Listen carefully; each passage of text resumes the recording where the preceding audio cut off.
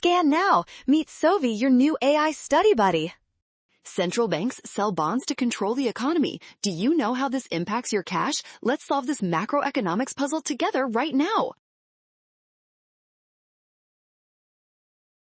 First, when the central bank conducts an open market sale, they are essentially trading government bonds for cash. This process pulls liquid money out of the private banking system very quickly.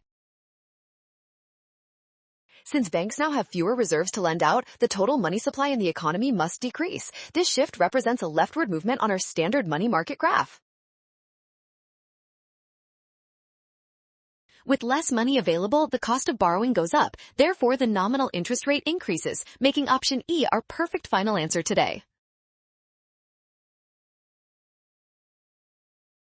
Well done! Scan the code. You can learn better with Sovi. Watch signs and avoid rush. Trust given and check steps for success.